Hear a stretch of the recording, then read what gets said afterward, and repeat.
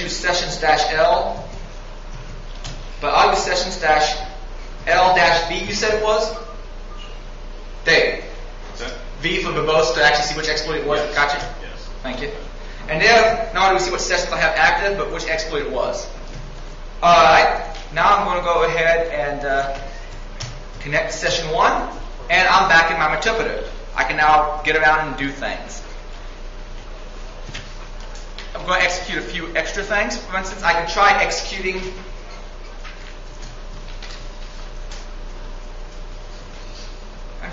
what do I execute on? Typing it on. I had PS execute on the brain.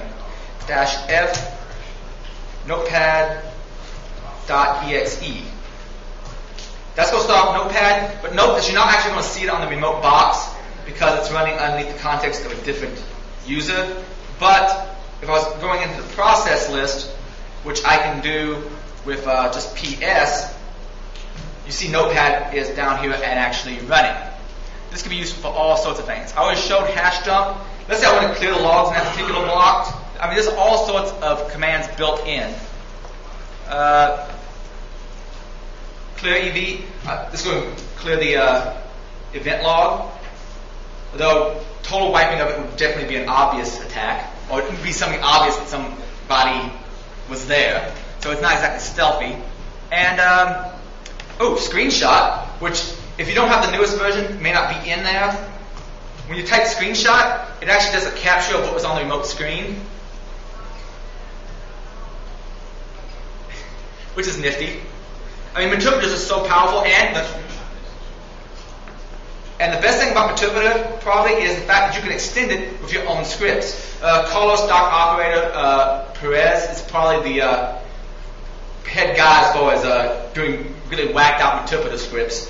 But I'm going to use one right here called Scraper. And this one's going to take a little too long to run. But right now what it's doing up in that remote box, it's grabbing hashes, registry keys, and so forth. Information might be useful for further penetrating the network. I mean, it's beyond just getting root on the box. It's also finding out information about that particular box that can be used to leverage it and attack other systems in the same network. But you see it's grabbing a whole bunch of stuff. And right now, I'm going to open another command shell. If I was to change into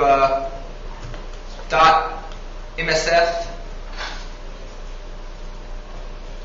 logs, I believe it was, scraper.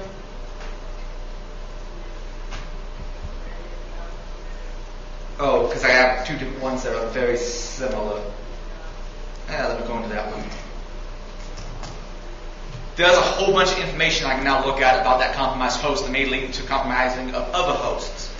And that's pretty much all I had to show about the basics of using Metasploit to exploit a remote box.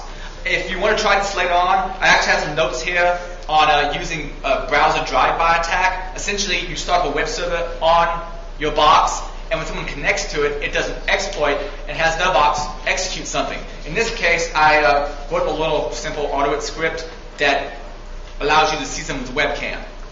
But it's not going to work in here because we don't have complete networking support. Not to mention, this one's a little trickier to actually get functioning. Is anybody going to be showing browser autocomb? I use browser autocomb. We have the social engineering toolkit. Oh, that's right. Screw the browser autocomb. All right, and that's what I have for you. So I guess we'll go ahead and call up Ken.